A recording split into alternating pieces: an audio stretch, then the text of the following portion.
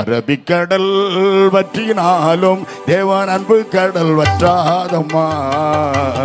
பசிபிக்கடல் வற்றினாலும் தேவன் பாசக்கடல் வற்றாதையா. அரபிக்கடல் வற்றினாலும் தேவன் அன்பு கடல் கடல் வற்றினாலும் தேவன் வாசக்கடல் வற்றாதுமா. நேசமுள்ள நெஞ்சுக்குள்ளே தேவன் இருப்பார், உன் நெஞ்சம் அதை உற்று பார்த்தறிந்திடுவா. சொல்லுங்க. நேசமுள்ள நெஞ்சுக்குள்ளே இயேசு இருப்பார், உன் நெஞ்சம் அதை உற்று பார்த்தறிந்திடுவா. அரபிக்கடல் வற்றினாலும் தேவன் அன்பு கடல் வற்றாதுமா. சிபிக்கடல் வற்றினாலும் தேவன் வாசக்கடல் வற்றாதுமா. கரங்களை ஆண்டவருக்கு நன்றி செலுத்துவோம். எபேசியருக்கு எழுதின நிருபம் 5வது அதிகாரம் 16வது வசனத்தை வாசிக்கலாம். நாட்கள் பொல்லாதவைகளானபடியினால் காலத்தை பிரயோஜனப்படுத்தி கொள்ளுங்கள். கண்களை மூடி ஜெபிப்போம். நாட்கள் பொல்லாதவைகளாய் இருக்கிறபடியினால் காலத்தை பிரயோஜனப்படுத்தி கொள்ளுங்கள். தகப்பனே, நீர் எங்களோடு பேசும். உமது அடிமையை மறைத்து, உடைய வேலைக்காரனை மறைத்து நீர் வெளிப்படும். இருக்கிற பரிசுத்தவான்கள் மத்தியிலே பரலோக தகப்பனே, உம்மை இந்த சீயோன் மலையிலே, இந்த கிருபாசனம் சபையிலே உம்மை மகிமைப்படுத்தும் பாக்கியத்தை அடிமைக்கு நீர் கொடுத்த அன்பிற்காக உமக்கு கோடாகோடி ஸ்தோத்திரம். நீர் அடிமையை மறைத்து நீர் வெளிப்படும். உமக்கே மகிமை செலுத்துகிறேன் இயேசுவின் நாமத்தில் பிதாவே, ஆமென். நாட்கள் பொல்லாதவைகள், எனவே காலத்தை பிரயோஜனப்படுத்திக் கொள்ளுங்கள். கொஞ்சம் வேகமாக வரணும். சோத்திரம். தொடர்ந்து ஒரு நல்ல செய்தி இருக்கிறது தலைவர் மூலமாக. நான் அதையும் கேட்பதற்கு எனக்கு ரொம்ப ஆசைதான். சோத்திரம். அல்லேலூயா. இருக்கட்டும். தொடர்ந்து நாம் கொஞ்சம் வேகமாக நீங்கள் வசனத்தை வாசித்து உதவி செய்தாலோ, உற்சாகமாக இருந்தாலோ ரொம்ப சந்தோஷமாக கர்த்தர் மகிமைப்படுவார். அப்போஸ்தலனாகிய பேதுரு 1 பேதுரு 3வது அதிகாரம் 10வது வசனத்தை வாசிக்கும் போது, ஜீவனை விரும்பி நல்ல நாட்களை காண வேண்டும் என்று இருக்கிறவன் பொல்லாப்புக்கு தன் நாவையும்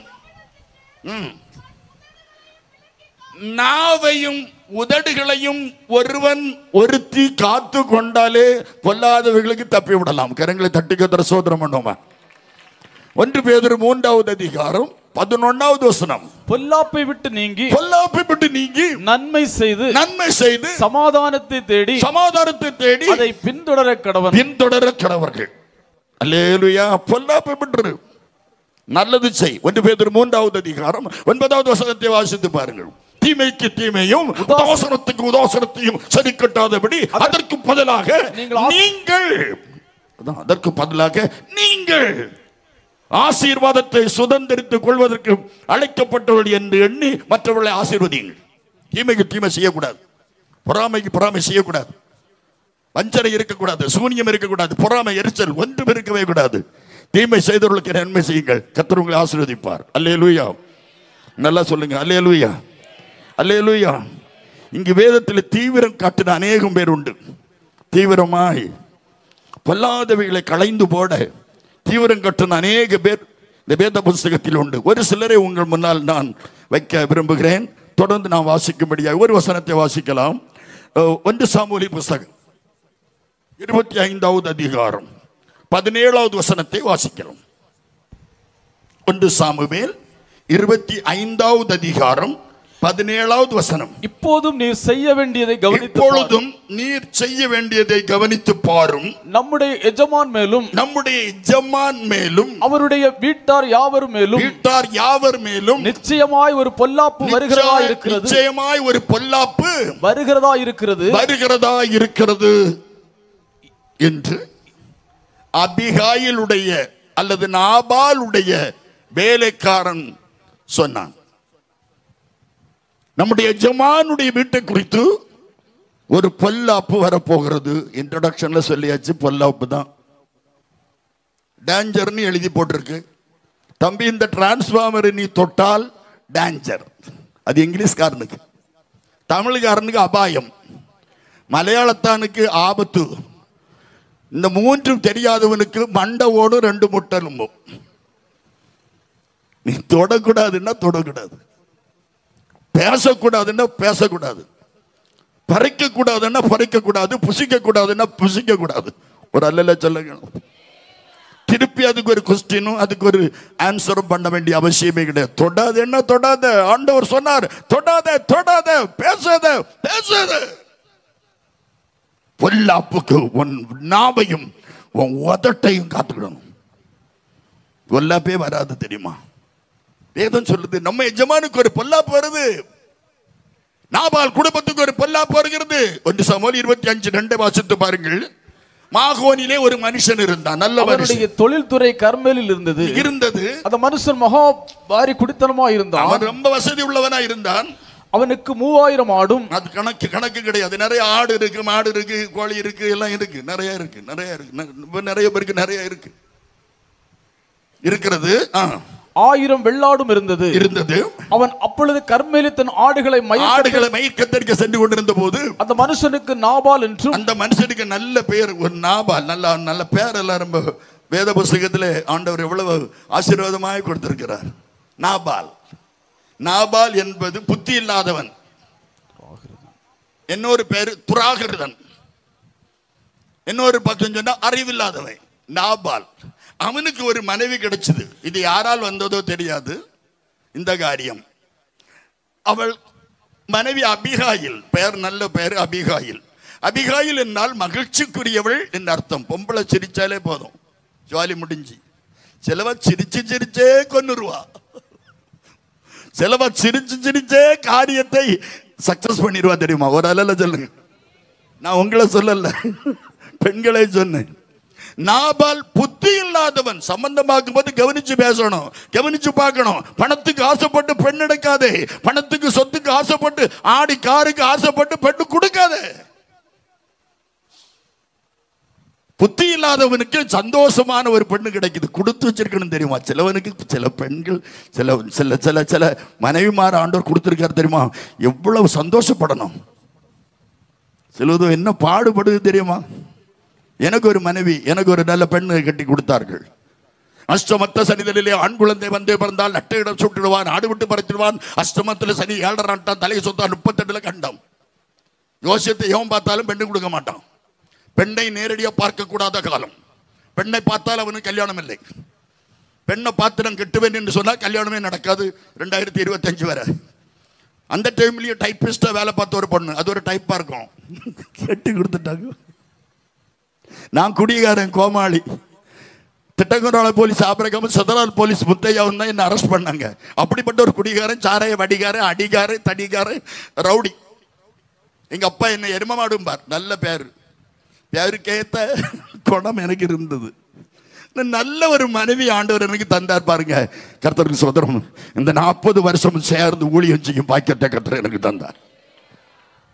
இது தேவன் கொடுத்த கிருபை. இந்த ரவுடி, இந்த முரடனுக்கு இப்படி ஒரு பெண்ணா? யானையும் பூனைக்குட்டியும் போல இருக்கும். நாங்க கல்யாணம் பண்ணும்போது பாத்தீங்க, நான் வரும் நாட்கள் கத்திரி சித்தமானால் போட்டோவை கொண்டு காட்டுறேன்.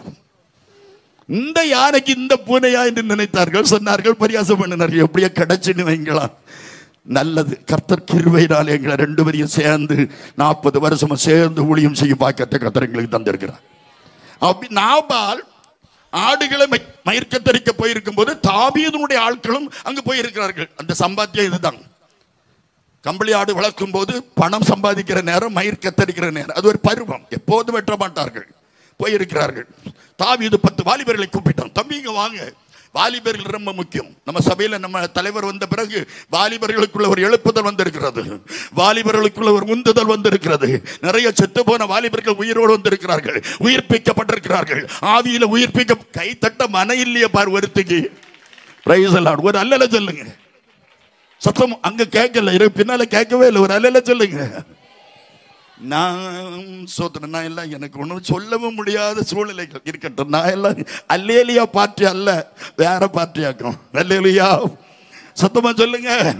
தானாகிய பொன்னும் பரலோகத்தில், பரலோகத்தில், ஆமா பரலோகத்தில் பரலோகத்தில் அங்கே இயேசுநாதர் விற்றிருந்தார் இயேசுநாதர் விற்றிருந்தார்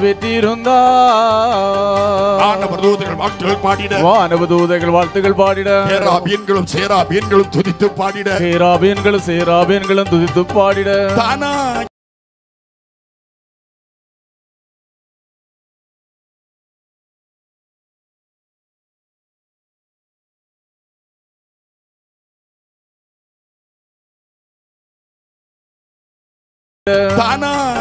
இருக்கிறாங்க. எனக்கு கள்ளு கலசத்துல கள்ளு போட்டு தந்தவன் சாந்தபுரத்தில் உட்கார்ந்துருக்கான், இப்போ உயிரோட இருக்கான்.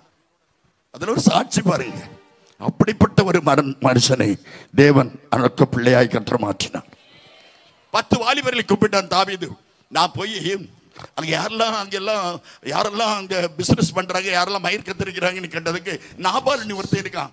அவர் நம்ம ஊர்ல பெருவெட்டு இருக்காரு, கொலசேரத்து பெருவெட்டார் சிவன் மேல பெருவெட்டு அங்க வெட்டுறாரு. வெட்டுறாரு. அவர்கிட்ட போய் நான் சொன்னேன்னு சொல்லுடா. தாவீது சொன்னான், 10 வாலிபர்களை அனுப்பி எங்களுக்கு கொஞ்சம் அப்பமும் தண்ணீரும் வேணும் சொல்லு, எனக்கு ஒரு கேள்விக்கு கொஞ்சம் தேவைப்படுது சொல்லு என்று சொன்னான். இவன் சொல்றான், நாங்களும் நிறைய அவர்களுக்கு தேவை வந்த போது உதவி செய்தோம், வித்தவுட் பெர்மிஷன், தலைவர்கிட்ட கேட்கல, நான் கொடுத்தோம், உதவி செய்தோம். ஆனால் நிறைய ஆபத்து காலத்தில் அவர்களுக்கு துணையாக இருந்தோம், அவர்களுக்கு நாங்கள் பாதுகாப்பாக இருந்தோம். அதனால நிச்சயமா அவன் தருவான் என்று சொல்லி போனார்கள். அங்கு போகும்போது அதே 1 சாமுவேல் 25வது அதிகாரம் 10வது வசனம், நாபால் தாவீதின் ஊழியக்காரர்களை பார்த்து, தாவீது என்பவன் யார்? ஈசாயின் குமாரன் என்பவன் யார்? தங்கள் எஜமான்களை விட்டு ஓடி போகிற வேலைக்காரன் இந்நாளில் அநேகர் உண்டு. நான் என் அப்பத்தையும் என் தண்ணீரையும் என் ஆடுகள் மயிர் கத்திரிக்கிறவர்களுக்காக நான் அடித்து சமையல் பண்ணிவிட்டதையும் எடுத்து, இந்த ப்ரிப்பேர் பண்ண ஆகாரத்தை எல்லாம் எடுத்து நான் அறியாத மனுஷனுக்கு கொடுப்பேனோ, அறியாத தெரியாத புரியாத ஒரு மனுஷனுக்கு நான் கொடுப்பேனோ என்றான். தாவீதின் வாலிபர் தங்கள் வழியே, தாவீதுடைய வாலிபர்கள் வழியே போய் மறுபடியும் தாவீதினிடத்தில் வந்து நடந்த சம்பவத்தை சொன்னார்கள். அப்பொழுது தாவீது தன் மனுஷனை பார்த்து, நீங்கள் அவரவர் உங்கள் பட்டயத்தை கட்டிக் கொள்ளுங்கள், வாலிபனே எழுந்திரு, உறங்காத. எபேசியர் 5வது அதிகாரம் 14வது வசனத்தை வாசித்து பாருங்கள். தூங்குகிறேன் விழித்து மரித்து வரப்பட்டு எழுந்திரு, எடு பட்டயத்தை, உன் பட்டயத்தை கூர்மையாக்கு. மழுங்கின பட்டயத்தை வைக்காதடா. சும்மா ஆத்திரம் யுத்தம் வருதுன்ற பிறகு பட்டயத்தை தீட்ட ஓடுவான். அறம் இருந்தது ஒரு காலத்தில், அறம் இருந்தது எபிரேயரிடத்திலே, இஸ்ரவேலிடத்தில் அறம் மாத்திரம் இருந்தது. அறத்தை வச்சு அறுத்து தீட்டி அவன் பயன்படுத்தி இருப்பான். கூர்மையாக்க வேண்டும். வாலிபனே எழுந்திருடான். நான் தாவீது எழுந்திருச்சான் பாருங்க. தாவீதுடைய வாலிபர்கள் ஒரு அல்லல சொல்லுங்க. நீங்க தான்டா இனி பெரிய ஆட்கள், கர்த்தர் சோதரம். நீங்க எழும்பினாலே போதும். அல்லேலூயா. ஆமா, நாங்க கிழமை மாதிரிலாம் ரிட்டையர்டு தான், இருந்தாலும் வாலிபர்கள் எழும்பணும். இன்னொரு அல்லல சொல்லுங்க, நேற்று ராத்திரி இங்க பிரசங்கம் முடிச்சுட்டு போகும்போது அமெரிக்காவில இருந்து ஒருத்தன் என்கிட்ட பேசுறான். என்ன துள்ளு நீங்க பாஸ்டர், அமெரிக்காக்கார அவனை நான் பார்த்ததே கிடையாது. அவன் கேரளாக்காரன், அமெரிக்காவில் இருக்கிறான். எனக்கு அடிக்கடி பேசுவான். நம்ம கன்வென்ஷன் கூட்டங்கள் எல்லாம் அவன் பார்த்து கொண்டு இருப்பார். கர்த்தர் சோதரம். அவன் பேசுறான், நான் துள்ளலடா, என்ன ஒருவர் துள்ள வச்சிருக்காருடா, நீயும் துள்ளணும்னு சொன்னேன். நீயும் துள்ளணும். கொஞ்சம் குறை அவன் இயேசு கிறிஸ்துனுடைய பிள்ளையாய் மாறி வருகிறான். நிச்சயமா வரும்போது ஸ்நானம் எடுப்பான்னு நினைக்கிறேன். ஒரு அல்ல சொல்லுங்க. தாவீதின் வேலைக்காரரை அனுப்பி எழுந்துங்கடா, இவனை வைக்கக்கூடாது, இவனுக்கு வரக்கூடாது, இவன் குடும்பத்தை வைக்கக்கூடாது, அழிச்சிடணும் என்று சொல்லி தாவீது சொல்லுகிறான். அதே 1 சாமுவேல் 25:17 வாசித்து பாருங்கள். நம்முடைய எஜமான் மேலும், ஒரு நிமிஷம், 14வது வசனம். அப்பொழுது வேலைக்காரர் ஒருவன் நாபாலுடைய மனைவியாகிய அபிகாயிலை பார்த்து, இதோ நம்முடைய எஜமானுக்கு பொல்லாப்பு வந்துட்டு போதும். அம்மா, நீங்க இந்த சமயத்துல சும்மா இருந்தீங்கன்னா நம்ம ஐயா போனார், சோலி முடிச்சிருவான், நாபால் போயிருவான், துராகிருதன் போயிருவான், பொல்லாதவன் போயிருவான், நல்லா இல்லாதவன், சந்தோஷம் இல்லாதவன் போயிருவான், அறிவு இல்லாதவன் போயிருவான். அறிவுள்ள அம்மா அம்மா அம்மா அம்மா அம்மா சில அம்மா அம்மா நினைச்சா போதும், உடனே சொன்னா 15வது 17வது வசனம் சொல்லுது, இப்போதும் நீர் செய்ய வேண்டியது கவனித்து பாரும். நம்முடைய எஜமான் மேலும் அவருடைய வீட்டார் யாவர் மேலும் நிச்சயமாய் ஒரு பொல்லாப்பு வருகிறதம்மா. அம்மா சும்மா இருக்கல தெரியுமா? நீதிமொழிகள் 14:1 சொல்கிறது, புத்தியுள்ள ஸ்திரீ தன் வீட்டை கட்டுகிறாள். வீட்டு எஜமான் துராகிருதன் என்பது தெரியும், வீட்டு எஜமான் புத்தி இல்லாதவன் என்பது தெரியும். தனக்கு புருஷன் புத்தி இல்லாதவனாய் இருக்கலாம், தன்னுடைய புருஷன் ஒன்றுக்கு உதவாதவனாய் இருக்கலாம், தன்னுடைய புருஷன் துராகிருதனாய் இருக்கலாம். ஆனாலும் அந்த அபிகாயில் தன் புருஷனுக்காக ஓடுகிறாள். புருஷன் செத்தரக்கூடாதே, என் புருஷன் புல்லானாலும் புருஷன் நீ சொல்லியிருக்கே, என் புருஷன். ஒருத்தி எங்க வீட்டு பக்கத்தில் ஒருத்தி சொல்றா புருஷனை பார்த்து, செத்துடுடான்னா. அவன் செத்துட்டான். செத்த பிறகு டெட் பாடி கிடக்கு. அவன் அழுகா, எப்பா போயிட்டீரே சொல்லாம போயிட்டீரே. பக்கத்து ஒரு அம்மா சொன்னா, சண்டாளி நீ தானே சொன்னா சாவ சொல்லி, என் மகன் செத்துட்டானே. உன் வாயையும் உன் உதட்டையும் பொல்லாப்புக்கு விலைக்கு காத்துக்கொள். அபிகாயில் ஓடுகிறாள், புருஷனை பார்க்க வேண்டும், காப்பாற்ற வேண்டும். 25:18 சொல்லுது, அப்பொழுது அபிகாயில் தீவிரமாய் நாளைக்கு அல்ல, நாளை மறுநாள் அல்ல, என் ஜனமே, சகோதரா சகோதரி, உனக்கு கொடுக்கப்பட்ட இந்த நாளிலாயிலும் மனம் திரும்புவாயானால் நல்லது, ரட்சிக்கப்படுவாயானால் நல்லது, அபிஷேகம் பெறுவாயானால் நல்லது, ஞானஸ்நானம் பெறுவாயானால் நல்லது. இன்னைக்கு ஒருவருக்கு லாஸ்ட் டேயா இருக்கலாம். ஓடுகிறாள், தீவிரமாய் ஓடுகிறாள். ஓடி ஓடி ஓடி ஓடி போடி அவள் இருந்தால் தாவீது கொண்டு போடுவான் என்று தெரியும். ஓடுகிறாள். தீவிரம் நம்முடைய வாழ்க்கையில தேவை. அபிகாயில் ஓடுகிறாள். வேத புஸ்தகத்தில் அநேக பேர் ஓடினார்கள். நீதிமொழிகள் 18வது அதிகாரம் 10வது வசனம் சொல்கிறது, கர்த்தரின் நாமம் பலத்த துருகம், நீதிமான் அதற்குள் ஓடி சுகமா இருப்பான். ஓடணும், ஓட வேண்டிய விஷயத்துக்கு ஓடணும். ஆதியாகமம் 19வது அதிகாரம் 14வது வசனத்தில் லோத்துவுக்கு ஒரு வார்த்தை வருகிறது. அவர்களை வெளியே கொண்டு போய் நிறுத்தி, ஜீவன் தப்ப ஓடிப்போ, பின்னிட்டு பாராதே, சமபூமியில் நில்லாதே, அழியாதபடி மலைக்கு ஓடிப்போ, நீ சீயோன் மலைக்கு போ என்று சொன்னான். ஓடிப்போ ஓடிப்போ ஓடிப்போ என்று விரட்டுகிறார்கள். 1 ராஜாக்கள் 1வது அதிகாரம் 50வது வசனம். 1 ராஜாக்கள் 1வது அதிகாரம் 4வது வசனத்தில், ஆகியத்துக்கு பிறந்த அதோனியா என்று சொல்லக்கூடியவன் நான் தான் ராஜா என்றான். தாவீது விருத்தாப்பியன ஆன போது, வயது சென்ற போது அது கேள்விப்பட்ட பத்சேபாள் தீவிரமாய் ஓடுகிறாள். ஊழியக்காரனை அழைத்து கொண்டு போகிறாள். தன்னிச்சையாக போகவில்லை, ஆசாரியன் கூட உண்டு, ஆசாரியனை கூட அழைத்து கொண்டு ஓடுகிறாள். பத்சேபாள் போய் ராஜாவின் மீது கிட்ட விழுந்து பணிந்து, உன் வயிற்றுல பிறக்கிற மகன் சாலமோனுக்கு தானே ராஜ பதவி என்று சொன்னீர் அல்லவா? உடனே தாவீது சொல்றான், கழியாத நேரத்திலும், ஆமா நான் சொன்னதுதான், என் வார்த்தை மாற்றக்கூடாது என்று சொல்லி ஆசாரியன் அழைத்து சாலமோன் ராஜமாக்குங்கள் என்று சொன்னான். இந்த வார்த்தை அதோனியா கேள்விப்பட்ட போது ஓடுறான் ஓடுறான் ஓடுறான் ஓடுறான். அதோனியா ஓடுகிறான். நான் தான் ராஜா என்று சொன்னவன், வீராப்பு பேசுறவன், ஐயோ தைரியம் பேசுறவன், 50 50 60 பேர் கூட இருந்து விருந்து சாப்பிட்டுக்கிட்டு இருந்தவன், எல்லாரும் கோழிக்கால் கையில் வாயில வச்சிருவான், வச்சுக்கிட்டு இருந்தவன், சாலமோன் ராஜா, சாலமோன் ராஜா என்று பறைசாற்றி கொண்டு போட்டதை கேட்டது போது கோழிக்கால் எங்க போச்சு தெரியாது.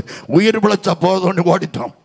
அதோனியா ஓடுறான், அதோனியா ஓடுறான் ஓடுறான் ஓடுறான். ஓடி போய் பலிபீடத்து கொம்புகளை பிடிச்சிட்டான். பலிபீடத்து கொம்பை அதோனியா ஓடுகிறான். ஜீவன் தப்ப ஓடுகிறான். சாலமோனுக்கு அறிவிக்கப்பட்டது, அதோனியா பலிபீடத்து கொம்பை பிடித்துக் கொண்டான் என்ற செய்தி கேட்ட போது சாலமோன் சொல்றான், அவன் யோக்கியன்டா.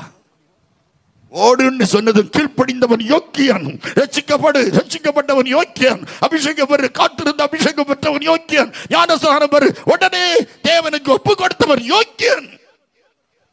அதோனியா தலைமுடி கீழே விழக்கூடாது, அவன் வீட்டை கொண்டு விட்டுட்டான். ஒரு அல்லற சொல்லு, தீவிரமாய் அதோனியா ஓடினான். லோத்து ஓடனான், கிராஸ் பண்ணி ஓடனான் லோத்து. ஆனா நீதிமானாகிய லோத்தை அவர் ரட்சித்திருக்க என்று சொல்லப்பட்டிருக்கிறது. நீதிமானா இருந்தபடினாலே லோத்து மட்டும் தாப்பினான். தீவிரம் தேவை. ஆதியாகமம் 39வது அதிகாரம் 9வது வசனத்துல பாருங்க, யோசேப்பு சொல்கிறான், இந்த வீட்டிலே போத்திபாருடைய மனைவி அவனை இச்சைக்கு இச்சித்த போது இந்த வீட்டிலே என்னிலும் பெரியவன் ஒருவனும் இல்லை, அப்படி இருக்க இத்தனை பெரிய பொல்லாங்குக்கு உட்பட்டு தேவனுக்கு விரோதமாய் பாவம் செய்வது எப்படி? அவள் வஸ்திரத்தை பிடித்தாள். அந்த வஸ்திரம் கரைபட்டு போச்சு என்று அந்த வஸ்திரத்தை விட்டு விட்டு ஓடினான். தன் வஸ்திரத்தை உதறி தள்ளிவிட்டு ஓடுகிறான் யோசேப்பு. பிரசங்கி 9:8 வஸ்திரம் எப்போதும் பரிசுத்தமா இருக்கணும். சாகிறது வரும் வஸ்திரம் பரிசுத்தமா இருக்கணும். ஒரு ரட்சிக்கப்பட்ட ஆத்மா, ஒரு விசுவாசியுடைய வஸ்திரம் எப்போதும் பரிசுத்தமா இருக்கணும். ஞாயிற்றுக்கிழமை மாத்திரமல்ல, எப்போதும் பரிசுத்தமா இருக்கணும். வஸ்திரம் கரைபடக்கூடாது. வெளிப்படுத்த 16:15 வாசித்து பாருங்கள். இதோ திருடனை போல் வருகிறேன், ஒருவனும் தன் மானம் காணப்படத்தக்கதாக நிர்வாணமாய் நடவாதபடி விழித்துக் கொண்டு தன் வஸ்திரங்களை காத்துக் கொள்கிறோம். வஸ்திரத்தை காத்துக்கொள்ளணும். கர்த்தர் கொடுத்த ரட்சிப்பின் வஸ்திரத்தை நாம் காத்துக்கொள்ள வேண்டும். அல்லேலூயா, அல்லேலூயா. யோசேப்பு ஓடுகிறான். 2 சாமுவேல் 18வது அதிகாரம் 26-27 வாசிக்கும் போது அகிமாஸ் ஓடுகிறான். உடனே சொல்றான், அகிமாஸ் என்றால் அவன் நல்ல செய்தி கொண்டு வருவான். அவன் ஓடுறான், நல்ல செய்தி சொல்வதற்காக ஓடணும். ஒரு விசுவாசி வாரா, ஓடி வாரான்னா பரவாயில்ல, சோன்சோ அவ வாரா, தங்க நாடாச்சு வாரா அண்ணா, தங்க நாடாச்சு வாரா, நல்ல செய்தி தான் சொல்லுவா என்று நினைக்கணும்.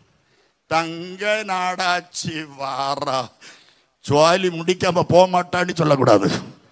யாரை குறித்தும் பேசாத, யாருடைய குடும்பத்தை குறித்தும் பேசாத, யாருடைய பிள்ளைகளை குறித்தும் பேசாத. உன் வாயில நல்ல செய்தி வரணும். கரங்களை தட்டி கத்திர சோதரம்.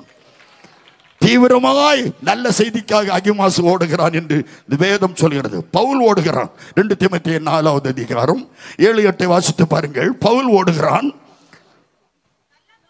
நல்ல போராட்டத்தை போராடினேன், ஓட்டத்தை முடித்தேன், விசுவாசத்தை காத்துக்கொண்டேன், நீதியின் கிரீடம் எனக்காக வைக்கப்பட்டிருக்கிறது.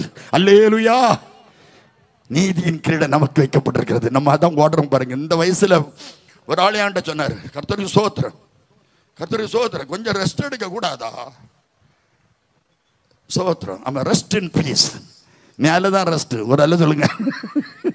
நான் சொன்ன ரெஸ்ட் எடுக்க தான் ஓடுறேன். அல்லேலூயா, அல்லேலூயா. காற்றாக அசைவாடி, சுவாசத்திலே உறவாடி, மகிழ்ச்சியிலே நான் பாடி துதிக்க செய்பவரே, உம்மை பாட வைப்பவரே, துதிக்க செய்பவரே, உம்மை பாட வைப்பவரே, ஆவியானவரே, ஆளுகை செய்பவரே, ஆவியானவரே, ஆளுகை செய்பவரே, என்னை ஆளுகை செய்பவரே, என்னை ஆளுகை செய்பவரே, காற்றாக அசைவாடி, சுவாசத்திலே உறவாடி, மகிழ்ச்சியிலே நான் பாடி துதிக்க செய்பவரே, உம்மை பாட வைப்பவரே, துதிக்க செய்பவரே, உம்மை பாட வைப்பவரே. அல்லேலூயா. 1 சாமுவேல் 25-23 ஓடுகிறாள். அபிகாயில் ஓடுகிறாள். அபிகாயில் தாவீதை காண்கையில், தாவீதை கண்டதும் தீவிரமாய் கழுதையை விட்டு இறங்கி தாவீதுக்கு நேராக தரையில் முகங்குப்புற விழுந்துட்டான். எவன் தன்னுடைய கணவனை கொல்வேன் என்று சொன்னானோ, எவன் அந்த குடும்பத்தை அழிப்பேன் என்று சொன்னானோ, எவன் அந்த குடும்பத்திலே சுவரில் நீர்விடும் நாய் இல்லாதபடி அழிப்பேன் என்று பறைசாற்றினாரோ, அந்த வைராக்கியம் பிடிச்ச அந்த வார்த்தை பேசுற தாவீதுக்கு முன்பாக அபிகாயில் தன் புருஷனுக்கு ஜீவரட்சணையாய் காப்பாற்றும்படியாய், தன் புருஷனை காப்பாற்றும்படியாய், தன் குடும்பத்தை காப்பாற்றும்படியாய், தன் வாழ்க்கையை காப்பாற்றும்படியாய் தாவீதுக்கு முன்பாக பணிந்து குனிந்து விழுந்தாள். கணவனுக்கு மனைவி சண்டை வந்தால் மனைவி கால் முகம் குப்புற விழுந்து புருஷனு கால நீ விழுந்துட்டேன்னா உன் குடும்பம் இதுவரை கோடை கோடை மடங்கு ஆசீர்வதிக்கப்படும். அடுத்தவனுக்கு காலில் விழாத. உன் வீட்டில் 3வது நபர் வரக்கூடாது, உன் ஊழியக்காரனை தவிர. 3வது நபர் உன் வீட்டில் வந்தால் உனக்கு ஐயோ, உங்க ஐயாவுக்கு ஐயோ. ஒரு அல்ல சொல்லுங்க, மெதுவா சொல்லு, ஒரு அல்ல சொல்லுங்க. உண்மைதானே? அபிகாயில் ஓடி முகங்குப்புற விழுந்தாள். 1 பேதுரு 5:6 அவர் ஏற்ற காலத்தில் உங்களை உயர்த்தும்படி அவருடைய பலத்தை கடத்தர்கள். யாக்கோபு 4:10 கர்த்தருக்கு முன்பாக தாழ்மைப்படுங்கள், அப்பொழுது அவர் உங்களை நீங்கள் தாழ்த்தினால் அவர் உங்களை உயர்த்துவார். அபிகாயில் ஓடி போய் முகங்குப்புற விழுந்துட்டா தெரியுமா? ஒருத்தி கரிமலை தைலத்தை ஊற்றி முடியெடுத்து, முடிதான் அவளுக்கு கிரீடம், தலைமையில் எடுத்து அதை தொடச்சா பாருங்க, உலகத்தில் இல்லாத கிருபை அவளிடத்தில் இருந்தது. ஒரு அல்ல சொல்லுங்க அல்லேலூயா. அடுத்தவன் பார்த்தா நிறைய விலைக்கு வித்திருக்கலாமே என்று. பணம் உள்ளவனுக்கு, பணத்துல ஒருதனுக்கு நாட்டம் வந்துட்டுன்னா அவன் சீன் முடிஞ்சு, சுவாலி முடிஞ்சு. பணத்துல நாட்டம் வந்தால் பணம் முன்னே ஆளக்கூடாது. பணம் வேணும். பணம் இல்லாம கட்ட முடியுமா? ஒரு அல்ல சொல்லுங்க. பணம் இல்லாம வாங்க முடியுமா? பணம் வேணும். பணம் நம்ம கையில் இருக்க. பணம் இல்லாதவங்க யாராவது இருந்தா நீங்க சொல்லுங்க, தைரியமா சொல்லுங்க, என்கிட்ட சொல்லல. நீங்க ஒரு எல்லாரும் சொல்ல, நம்ம எல்லாரும் எல்லாருமே லட்சாதிபதி தானே. எல்லாரும் லட்சாதிபதி. எல்லா லேடிஸும் ஃபைனான்ஸ் மினிஸ்டர். அத்தனை பேருக்கு அக்கௌண்ட். எங்க காலத்துல ஒருத்தருக்கு அக்கௌண்ட் கிடையாது. எங்க அப்பாவுக்கு அம்மாவுக்கு கூட அக்கௌண்டே கிடையாது. இப்ப எல்லாருக்கும் அக்கௌண்ட் உண்டு. நம்ம அக்கௌண்ட் பரலோகத்தில் இருக்கிறது மறந்து போகாத. உனக்கு அக்கௌண்ட் அங்கிருந்து கண்காணிக்கப்படுகிறது. அல்லேலூயா. 2000 நோட்டு செல்லாது என்று சொன்ன ஒரு நாள் அக்கௌண்டில் உள்ள எல்லா பைசாவும் செல்லாது என்று வரும். அன்னைக்கு நீ ஓடுவா. எங்கே ஓடுவே நான், எங்கே ஓடாத மனம் திரும்பு. அபிகாயில் ஓடி விழுந்து அழுது முகங்குப்புற விழுந்தாள். 1 சாமுவேல் 25வது அதிகாரம் 24வது வசனம். அவன் பாதத்திலே விழுந்து, பாதத்திலே விழுந்த. பாதம் என்பது ரொம்ப ரொம்ப கிருபை தெரியுமா? கிருபை, கிருபை. நான் 5 நம்ம ஸ்தாபனத்துடைய தலைவர்கள் 5 சாதுக்கள் காலில் விழுந்துருங்க. காரணம், தேவன் கொடுத்த தரிசனத்தின்படி உங்ககிட்ட இருந்தா நான் இன்னும் கற்றுக்கொள்ள நான் விரும்புறேன்.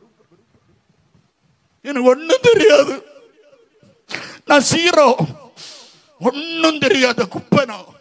ஆனால் 5 சாதுக்கள் ஸ்தாபனத்துல உள்ள சாதுக்கள் பாதப்படியில விழுந்து கடந்து அழுது கதறி நான் ஜெபித்திருக்கிறேன். அவர்கள் என்னை ஆசீர்வதித்திருக்கிறார்கள். என்னால தைரியமா பேச முடியும். பாதத்தில் விழுந்தான். எந்த கவலை வந்தாலும் அருமை தாயே தகப்பனே, ஆண்டவருக்கு பாதத்தில் விழுந்துரு. மனுஷனுக்கு பாதத்தில் விழாத, ஆண்டவருடைய பாதத்தில் விழு. பாதத்தில் விழுந்தாள். 25-26 சொல்றா, ரத்தம் சிந்த வேண்டாம் என்று கெஞ்சினாள். 25 வாசிங்க. இப்போதும் என் ஆண்டவனே, ஆண்டவனே, நீ ரத்தம் சிந்த வரவும் உம்முடைய கை நீதியை சரிக்கட்டவும் கர்த்தர் உமக்கு இடம் கொடுக்கவில்லை. ரத்தம் சிந்த வேண்டாம் என்று கேட்டாள். 25-28 வாசித்து பாருங்க. உமது அடியாளின் பாதகத்தை மன்னியும். மன்னிப்பு கேட்டாள். எவ்வளவு பாருங்க கேரக்டர். மன்னிப்பு கேட்டாள். அடுத்தது 27 சொல்லுது, இப்பொழுது உமது அடியான் என் ஆண்டவனுக்கு கொண்டு வந்த காணிக்கையை கொண்டு வந்தாள். காணிக்கை 31 சொல்கிறது. 1 சாமுவேல் 25:31. நீர் விருதாவாய் இரத்தம் சிந்தாமலும். வேண்ட இந்த நாபால் என்ன துராகிறதே, அவன் ஒண்ணுக்கு உதவாது கோம்பையன், அவன் ஒண்ணுக்கு உதவாது துராகிறதே, அவன் அறிவில்லாதவன், புத்தி இல்லாதவன். அந்த புத்தி இல்லாதவனுக்காக நான் மன்னிப்பு கேட்கிறேயா? அந்த புத்தி கட்டைய புருஷனுக்கு நான் மன்னிப்பு கேட்கிறேயா? ஒரு கொல்லண்டையா. அழுதுருப்பா. அடுத்த வசனம் சொல்லுது பாருங்க. 34 சொல்லுது, தீவிரமாய் என்ன சந்திக்க வராமல் இருந்திருந்தால் பொழுது விடியும் மட்டும், ஐயோ பொழுது விடியும் மட்டும் உன் புருஷனையும் வைக்க மாட்டேன், உன் குடும்பத்தையும் வைக்க மாட்டேன், சொத்து சுகம் வைக்க மாட்டேன், அத்தனையும் அழிச்சிருப்பேன். எங்க அப்பா ஒரு விறகு வெட்டி 50 பைசா 1 ரூபாய் ஒரு அணாவுக்கு அணா காலத்துல விறகு வெட்டுறவர். பெரியப்பாவுக்கு பைத்தியம், பெரியம்மைக்கு பைத்தியம், பெரியப்பா மகனுக்கு பைத்தியம், 3 பேருக்கு பைத்தியம். எங்க அப்பா எங்க அம்மாவை கல்யாணம் பண்ண அன்னைக்கு எங்க அம்மாவுக்கு பைத்தியம். 1 வருஷம் எங்க அம்மாவுக்கு பைத்தியம்.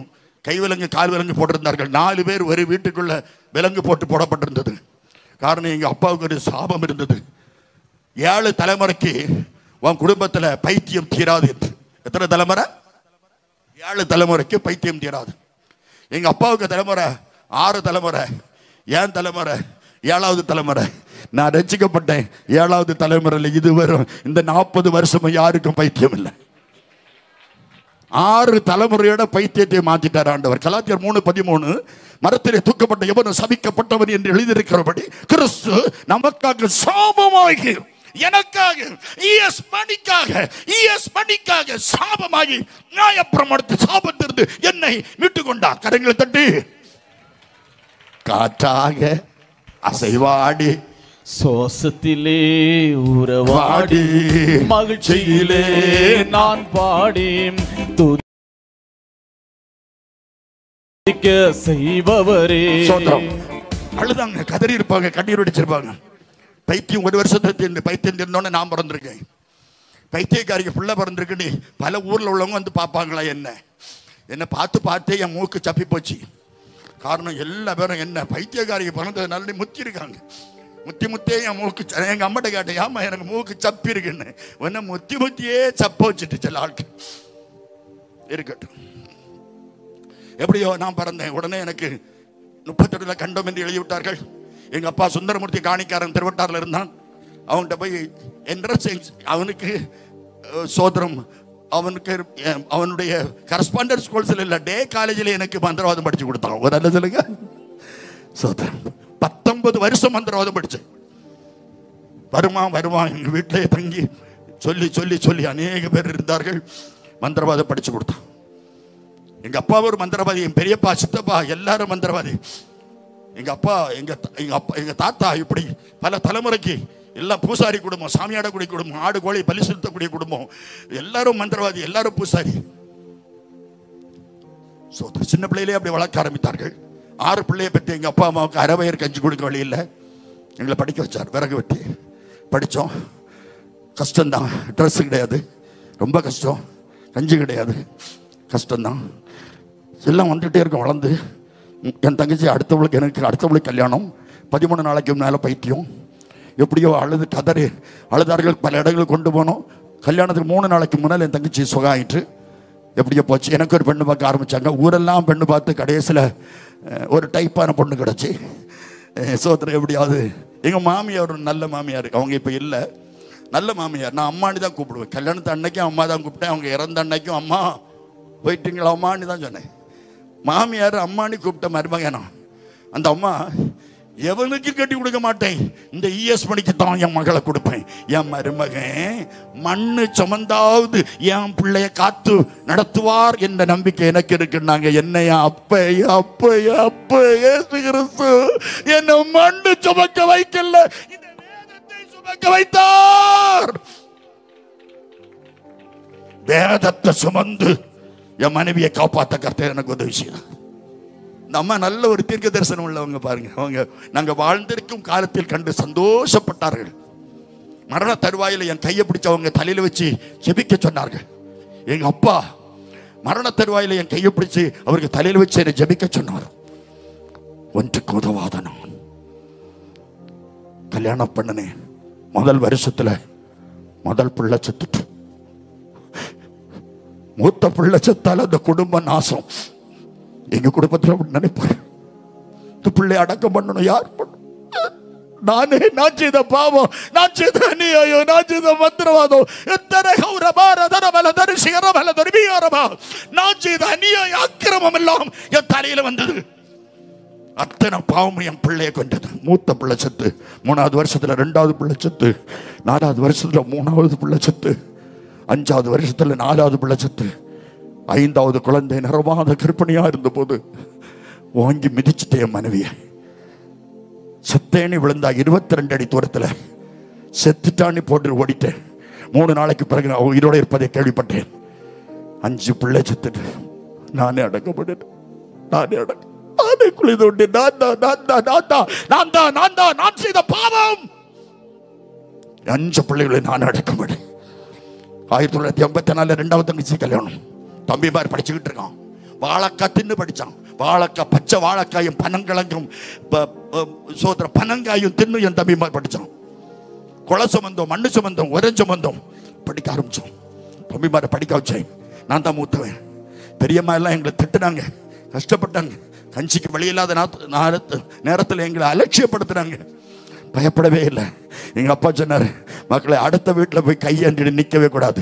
உங்களால் முடிஞ்சா உனக்கு சோறு கையில் இருந்தால் பாதியை யாருக்காவது கொடுத்துக்கிட்டு நீ சாப்பிடுன்னு சொன்னார் எங்க அப்பா. சுசீந்திரம் கோயில்ல தினசரி விறகு வெட்டக்கூடியது எங்க அப்பாவும் எங்க அப்பா கூட சிலரும். விறகு வெட்டும் போது சம்பளம் கொடுக்க மாட்டாங்க, சோறு கொடுப்பார்கள். அங்கு படைக்கிற சோத்து கட்டி என்பார்கள், அதை கொடுப்பார்கள். எங்க அப்பாவுக்கு 2 சோத்து கட்டி கிடைக்கும். எங்க அப்பா அவர் கூட வேலைக்கு போறவன் போகாம இருந்ததுனால ஒரு கட்டி சோத்தை அவனுக்கு வீட்டுல கொடுத்துக்கிட்டு எங்க அப்பா ஒரு கட்டி சோறு.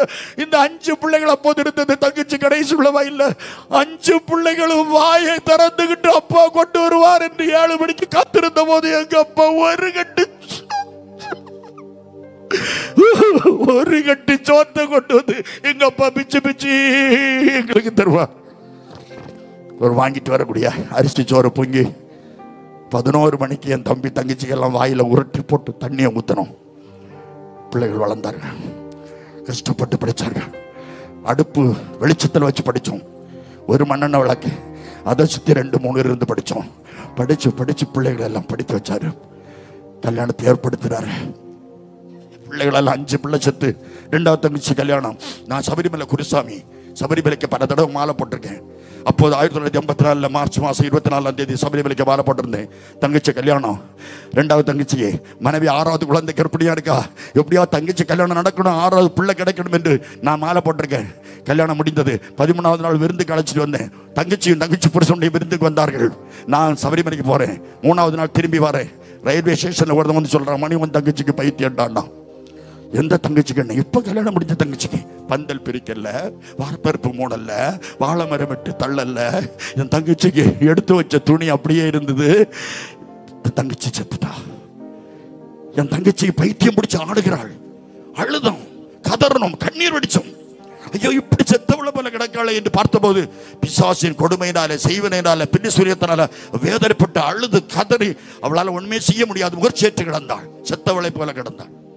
கொண்டு பல இடங்களுக்கு கொண்டு போனோம், முடியாதுட்டாங்க. ட்ரிவாண்ட்ரம் மெடிக்கல் காலேஜ் முடியாது, பாளையங்கோட்டை முடியாது. திருப்பி தம்பானூர்ல போய் தங்கியிருந்து ஒரு எம்எல்ஏ ரெக்கமெண்டேஷன் தங்கச்சி அட்மிட் பண்ணிக்கிட்டு உட்கார்ந்துருக்கேன். திடீர்னு ஒரு போன் வருது. Nagercoil CSI mission hospital doctor Annie Chandra Nesaraj, சாந்தபுரத்தில் உள்ளவங்க. நான் சாந்தபுரத்தில் ஒரு போஸ்ட் மேனாட்டு வேலை பார்த்தேன். அதனால அவங்க ரொம்ப தெரியும். அவங்க ஒரு போன் பண்றாங்க. நான் தங்கியிருந்த ஹோட்டல் நம்பர் தெரியும்னால, மொபைல் இல்லாத காலம், லேண்ட்லைன்ல சொல்றாங்க, மணி உன் மனைவிக்கு ரொம்ப சீரியஸ், உடனே வா. அக்கா எப்படி தம்பி, நீ உடனே வா. திருவனந்தபுரத்தில் ஒரு டாக்ஸியை பிடிச்சி நல்லா குடிச்சுக்கிட்டு அங்கிருந்து இங்க வர மனைவியை பார்த்தேன். மெடிக்கல் மன்னிக்கவும், சிஎஸ்ஐ மிஷன் ஹாஸ்பிட்டல்ல மனைவியை என்னை யாரும் காட்டவில்லை. நான் உருண்டு போறேன். அப்போது மேஜையில அட்டப்பட்டிக்குள்ள அதே ஓட்டு கட்டடம் இப்பவும் இருக்கு. ஓட்டு கட்டடத்தின் பக்கத்து நடுவில் ஒரு மேஜையில ஒரு அட்டப்பட்டிக்குள்ள ஒரு பொம்பளை பிள்ளை செத்து இருக்கு. என் மனைவிக்கு 6வது பிள்ளை செத்துட்டு, 6வது பிள்ளை செத்த உடனே அவன் டாக்டர்கிட்ட விஷ ஊசி போட்டு கொல்லுங்கன்னு சொல்லியிருக்காங்க. எப்படி அவங்க செய்ய முடியும்? உடனே அவங்க இவங்களை ரொம்ப கேர் பண்ணாங்க. இவ கட்டில் மோதி சுவரில் மோதி ஓவர் ப்ளீடிங் ஏற்பட்டு மயக்கமுற்று ஆக்சிஜன் வென்டிலேஷன்ல போட்டிருக்கு. ரொம்ப சீரியஸ். என்கிட்ட காட்டவே இல்லை. நான் வந்து பார்த்தேன், 6வது பிள்ளை செத்துட்டு அழுதேன், கதறினேன், கண்ணீர் பிடிச்சேன்.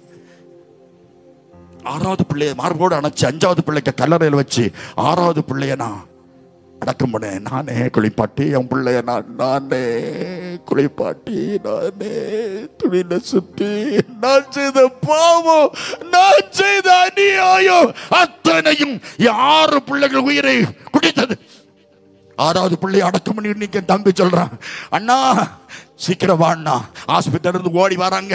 ஓடி போனோமா, ட்ரிவாண்ட்ரம் போனோமா என்று சொன்னார்கள். மருத்துவமனையிலிருந்து அவர்களுக்கு தான் தெரியும் போன். ஓடி வந்து எங்க சித்தி சொன்னாங்க, டே ட்ரிவாண்ட்ரம் போங்க. ட்ரிவாண்ட்ரம் ஓடி போறோம் அதே டாக்ஸில. அங்கிருந்து எங்க தங்கச்சிக்கு ரொம்ப சீரியஸ். 13,000 ரூபாய் கட்ட சொன்னாங்க. கட்டி உடனே கொண்டு வரோம். தங்கச்சி கல்யாணம் முடிஞ்ச 27வது நாள் 6வது பிள்ளை செத்து. கல்யாணம் முடிஞ்ச 29வது நாள் இந்த தங்கச்சிய பாசத்தோடு வளர்த்தேன். அந்த தங்கச்சி செத்துட்டா. கலங்காதே என் நெஞ்சமே, கலங்காதே என் நெஞ்சமே, கர்த்தர் இயேசு அன்பு செய்ய காலம் எல்லாம் காத்திருக்க.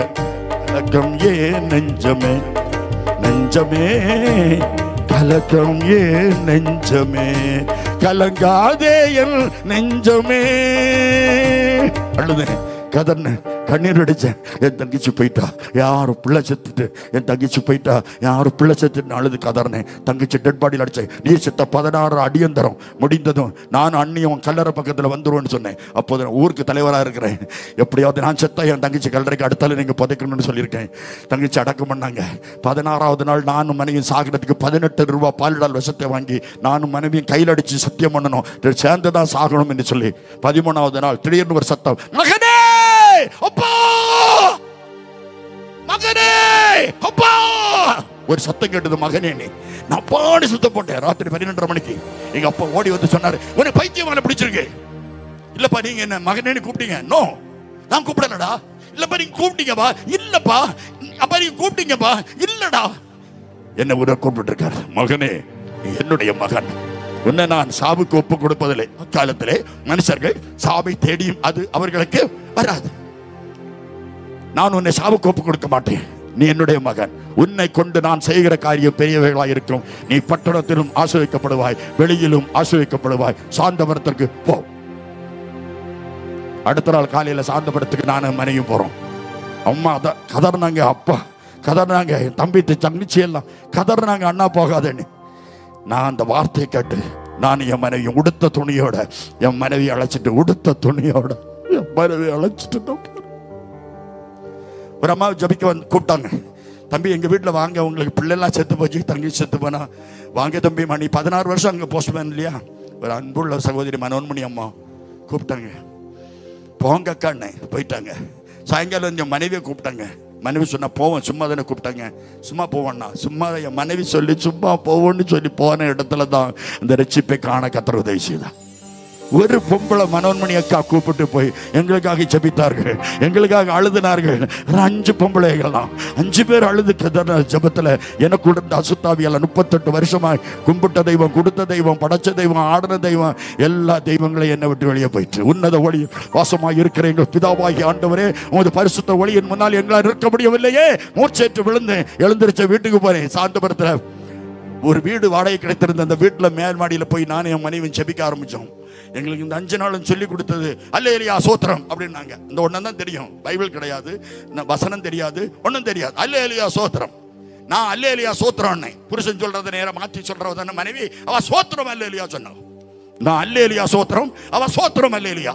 விடிய விடிய இந்த அல்லேலூயா சோத்திரம், சோத்திரம் அல்லேலூயா, அல்லேலூயா சோத்திரம், சோத்திரம் அல்லேலூயா. பக்கத்து வீட்டில் 2 பேர், லோயிசால் வருது சரஸ்வதி, 2 பேரும் சோத்திரம். ஒரு ஆள் உண்டு, இப்போ ஒரு ஆள் இல்லை. 2 பேரும் காலையில் நாங்கள் வீட்டு வாசலில் உட்காந்துருக்கோம். அவங்க பேசிட்டு போறாங்க. நேற்று 2 கழுதை கத்திச்சு கேட்டியா? நாங்கள் கழுதையா, நாங்கள் கத்துனோமா? கர்த்தர் அந்த இடத்துல ஒரு ஊழியத்தை தந்தார். 200-300 பேர் நாங்கள் கூடி ஆராதிக்கிற ஒரு இடத்தை தந்தார். அந்த 2 கழுதையும் கூட உண்டு. ஒரு அல்ல சொல்லுங்க. சோத்திரம். அழுதோம், கதறணும், கண்ணீர் வடிச்சோம். ஆண்டவர் எங்களை அழைச்சாரு. மகனே வா வான்னு கூப்பிட்டாரு. எனக்கு விருப்பமே கிடையாது. எனக்கு இந்த உத்தியோகமா வேலை, எனக்கு பைபிள் இருக்காத வேலை, நான் யாரு நான் யாரு நான் யாரு என்று நினைத்து கொண்டிருந்தேன். எனக்கு எண்ணத்தெல்லாம் கர்த்தர் மாற்றி போட்டார். நான் ஜெபிக்க ஆரம்பிச்சேன். நானும் என் மனைவியும் பற்றி கிடந்தோம் பல நாட்கள். யார் எங்களோட பேசுனது? யார் எங்களுக்கு அற்புதம் செய்வாங்க? எங்கள் ஃபியூச்சர் என்ன? நாங்கள் என்ன செய்யணும்? சாகணுமா என்று சொல்லி நாங்கள் ஜெபிக்க ஆரம்பித்தோம். அந்த டைமில் சாந்தபுரத்தோட கன்வென்ஷன் வைக்க யாரும் இடம் கொடுக்கல. என்கிட்ட அங்கே உள்ள வாலிபர்கள் வந்து கேட்டாங்க, அண்ணே மணியண்ணேன்னு தான் கூப்பிடுவாங்க, மணியண்ணே இந்த கிரவுண்டு பெரிய கிரவுண்டாக இருக்குது உங்கள் வீட்டு முத்தத்தில், இதில் ஒரு கன்வென்ஷன் நாங்கள் வைக்கட்டுமா?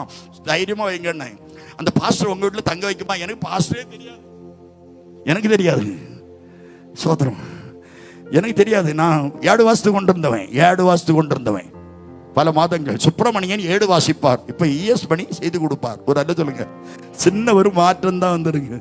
இருக்கட்டும், என்னை எப்படியாவது ஒரு கன்வென்ஷன் அழைத்தார்கள். நீங்க அண்ணே நீங்க உங்க வீட்டில் நான் தங்கட்டும்னு. எப்படியோ எங்கள் வீட்டில் அந்த ஊழியக்காரர் தங்கினாரு. கன்வென்ஷன் நடக்குது. முதல் நாள் கூட்டம். 2வது நாள் சொன்னார் நாளை காலையில் காத்திருப்பு கூட்டம். சகோதரர் ES பண்ணி வீட்டில்னாரு. அவர்கிட்ட கேட்டேன், காத்திருப்புனா எதுக்குண்ணே? பரிசுத்தாவிக்குன்னாரு. நான் உட்காரலாமா? அண்ணே சும்மா உட்காருங்க, உங்களுக்கு தான் அப்படின்னாரு. நான் உட்கார்ந்துருந்தேன். நிறைய பெண்கள் எல்லாரும் கூடி ஜெபிக்க வருகிறார் ஆண்டவர் அப்படின்னாரு. எல்லா பெண்களும் அவளோட எதிர்பார்த்துக்கிட்டு இருக்காங்க, எப்படியோ பரிசுத்தாவியானவர் வந்தார். சும்மா இந்த என் மனைவி இங்கிலீஷ் மலையாளம் எல்லாம் பேச ஆரம்பிச்சுட்டா. அந்நிய பாசையோட எனக்கு நேரம் ஓடி போய் அவளுக்கு வாயே பார்த்தேன். எனக்கு கிடைக்கல. சாயங்காலம் ஆச்சு, ராத்திரி ஆச்சு, சம்மந்தி அரைச்சு கொண்டு இருக்கும்போது அவ சொன்னா அந்நிய பாசை பேசிக்கிட்டா. அல்லேலூயா சோத்திரம் சொல்லி அபிஷேகத்தில் நிரம்பி நிக்கா. சோத்திரம். நம்ம ஐயா தட்டி குழவி விழுந்துடாம அப்படி பரியாசம் பண்ணினேன். எனக்கு ஒரு பெரிய விடாப்பிடி இருந்தது. எனக்கு அபிஷேகம் பொம்பளைக்கு கொடுத்தார், எனக்கு கிடைச்சா அதுவரை நான் சாப்பிட மாட்டேன்னுட்டேன். அடுத்த நாள் காத்திருப்பில் தேவன் என்னை அக்கி அபிஷேகத்தினால் என்னை அபிஷேகித்தார். ராத்திரி 12 மணி ராத்திரி நாங்க 2 பேரும் சோத்திரம் பண்ணிக்கிட்டு இருக்கோம். எப்படி ஆண்டவர் பேசினாரு தெரியாது. நேர பிரத்யட்சமா வந்து மார்க் 16:16 அப்படின்னாரு. எனக்கு மார்க்கையும் தெரியாது, மத்தையும் தெரியாது, பைபிளும் தெரியாது, பைபிளும் தரல யாரும். நான் என் ஃப்ரெண்டு ஒருத்தன் உண்டு, அவன்ட்டு போய் சொல்றேன், அண்ணே ஏன்னா நேற்று நைட்டில் எனக்கு ஒரு சொப்பனம் போல, சொப்பனம் இல்லாட்டி ஒரு ஆள் வந்து சொல்லச்சு, மார்க் 16:16 யாருன்னு. என்னைக்கிடே நான் பைபிள் கொண்டு போனேன். ஒரே ஒரு புஸ்தகத்தை டைங் டைங்னு கொண்டு போவேன், அவ்வளவுதான் எனக்கு தெரியும். வாசிப்பா, மகளை வாசிக்க சொன்னா. விசுவாசம் உள்ளவன் ஆகி ஞானம் வந்த பிறகு ஸ்நானம் பெற்றவன் ரட்சிக்கப்படும். ஆண்டவர் என்கிட்ட ஞானஸ்நானத்தை குறித்து பேசுறா என்பதை நான் நினைத்தேன். அன்னைக்கு ராத்திரி கன்வென்ஷன்ல ஊழியக்காரர் சொன்னாரு, வசனமெல்லாம் பேசிட்டு இன்னைக்கு ஞானஸ்நானத்துக்கு ஒப்பு கொடுக்கிறோம் யாருன்னார். நான் எனக்கு தான் சொல்லியாச்சு அட்வான்ஸா, ஒரு நாளைக்கு நான் ஒப்பு கொடுக்கிறேன் அப்படி துள்ளுனேன். இப்ப துள்ளுற துள்ளல் அன்னைக்கும் துள்ளுனேன். என் மனைவியை பார்த்த பொம்பளை பக்கம் சொல்லவே இல்லை. அவ யார்கிட்டையும் பெர்மிஷன் கேட்கல, யார்கிட்டையும் பெர்மிஷன் கேட்கல. அவ கைவசிட்டு நின்னா.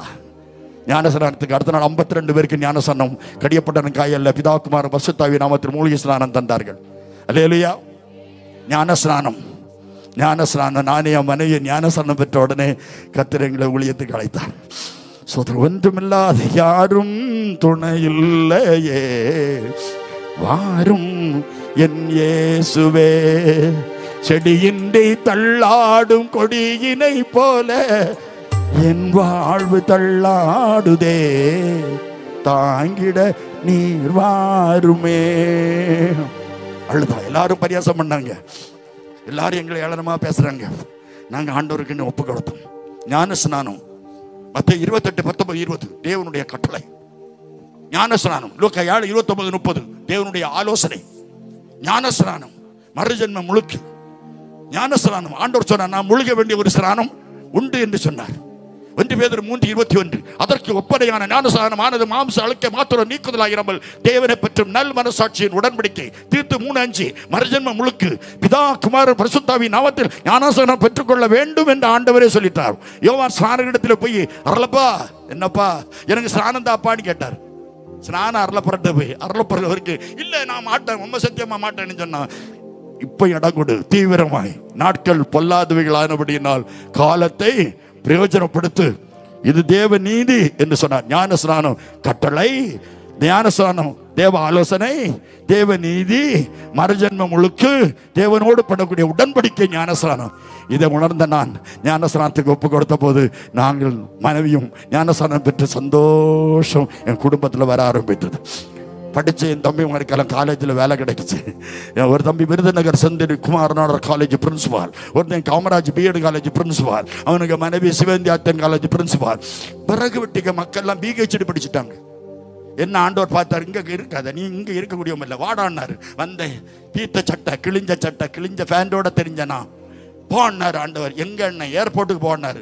என்னை தூக்கி தூக்கி எடுத்தீரே சர்வ நல்லவரே. பல நாடுகளுக்கு போக கர்த்தர் உதவி செய்தார். பல ஊர்களுக்கு போக, பல தேசங்களுக்கு போக, பல மாவட்டங்களுக்கு போக. குமரி மட்டுமல்ல தமிழ்நாடு முழுதும் போகாத இடம் இருக்காது என்று சொல்லக்கூடிய அளவுக்கு அப்ப ஒரு நாள் கூட எனக்கு ரெஸ்ட் தராம என் அப்பாவுக்கு ஊழியத்தை செய்ய, அவருக்கு வேலைக்காரராக என்னையும் என் மனைவியும் தெரிந்தெடுத்து அவருக்கு வேலையை இதுவரையிலும் செய்து வருகிறார். காலத்தை பிரயோஜனப்படுத்துங்கள், நாட்கள் பொல்லாதவைகள். அல்லேலூயா. அபிகாயில் போய் அழுது கதறினாள். 1 சாமுவேல் 25வது அதிகாரம் 36வது வசனம் சொல்கிறது, அபிகாயில் நாபாலிடத்திலே வந்தபோது இதோ ராஜ விருந்துக்கு ஒப்பான விருந்து அவன் வீட்டிலே நடந்தது. அவன் இருதயம் களித்திருந்தது, மிகவும் வெறித்தும் இருந்தான். ஆகையால் பொழுது விடியும் மட்டும் பொறுமையாய், பொம்பளன்னா பொறுமையாய் காத்திருக்கணும். பெண்ணாய் பிறப்பதற்கு பெரும் தபம் செய்திடல் வேண்டும். அம்மா, நீங்க பொம்பளையா பிறந்திருக்கிறீன்னா கொடுத்து வச்சவங்க ஒரு அல்ல சொல்லுங்க, பக்கத்துல கையப்பிடிங்க. நம்ம கொடுத்து வச்சவங்க சொல்லுங்க, சிரிச்சுட்டு சொல்லுங்க. ஓ ஓ நம்ம கொடுத்து வச்சவங்க சொல்லுங்க. அல்லேலூயா. சொந்தமில்ல, பந்தமில்ல, வந்த வழி நிலையும் இல்ல, சோகந்தனை பகிர்ந்து கொள்ள தாகம் தீர்க்க யாரும் இல்லை. மாயைதான் உலகம், மாயைதான் ஏமாற்றம், உலகம் மாயைதான், மாயைதான் உலகம் மாயைதான் ஏமாற்றம், உலகம் மாயைதான். உலகினில் அமைதி தேடி உறங்காமல் பலரும் உண்டு, உள்ளத்தில் நிம்மதி நாடி நேற்று வரை அலைந்தருண்டு. நம்பாதே உலகை, நம்பாதே நம்பி நீ மோசம் போகாதே. சொந்தமில்ல, பந்தமில்ல, சொந்தமும் இல்ல, பந்தமும் இல்ல, நம்ம சொந்தம் இயேசு. இயேசுக்கு சொந்தம் நம்ம தான். அபிகாயில் புருஷன் குடிகாரன், பொறுமையா இருந்தாள். உங்க புருஷன் குடிகாரனா இருந்த காலத்துல சாரையும் அடிச்சு விடியது வேற ஆகும் வித்துட்டு வர்றதுக்கு இப்படிப்பட்ட குடிகாரனா இருந்த என்ன என் மனைவி ராத்திரி என்ன தூக்கி கொண்டு டெட் பாடியை போடுறது போல என் ஃப்ரெண்ட்ஸ் மாதிரி போட்டுட்டு போயிடுவானு முத்தத்தில். என் மனைவி வீட்டில் உள்ள என் தம்பி தங்கச்சி எல்லாம் தூக்கி என்னை வீட்டுக்குள்ளே போட வச்சு நடு வீட்டுக்குள்ளே என்னை இருத்தி எனக்கு தலையில் தேங்காய் பாலை புளிஞ்சு ஊற்றி சோத்திரம் குடங்குடமாக தண்ணியை ஊற்றி போதையை தெளிவிக்க என் மனைவி பாடுபடுவாள். இந்த அபிகாயில் பொறுமையாய் காத்திருந்தாள். புருஷன் வெறி தீர்வது வர குடிகாரனுக்கு தெரியாது, விடிஞ்சாதான் தெரியும். அவனுக்கு பொறுமையாய் காத்திருந்தாள். 37வது வசனம், பொழுது விடிந்த பின் இந்த அவனுக்கு நடந்ததை சொன்னாள். அவன் இருதயம் செத்தது. 10 நாளைக்குள்ள கர்த்தர் அவனை வாதித்தபடியினால் அவன் செத்து போனான். நாட்கள் பொல்லாதவைகள் ஆனபடியினால் காலத்தை பிரயோஜனப்படுத்துங்கள். காலத்தை பிரயோஜனப்படுத்த என் மனைவி அரும்பாடுபட்டு ஜபித்தாள், போராடி ஜபித்தாள். ஊழியர்கள் வளர ஆரம்பித்தது. 5 ஆலயங்களை கட்ட கர்த்தர் உதவி செய்தார். பல லட்சம் ஜனங்களுக்கு ஏசப்பாவை பற்றி சொல்லக்கூடிய ஒரு வேலைக்காரனும் வேலைக்காரியமாக எங்களை வைத்தார். கர்த்தருக்கு மகிமை. நாட்கள் பொல்லாதவைகள் ஆனபடியினால் காலத்தை பிரயோஜனப்படுத்துங்கள். எனக்காக, என் மனைவிக்காக எனக்கு ஆண்டவர் மகளை கொடுத்தார். மகளுக்காக, மருமகனுக்காக, 2 பேர பிள்ளைகளுக்காக ஜெபித்துக் கொள்ளுங்கள்.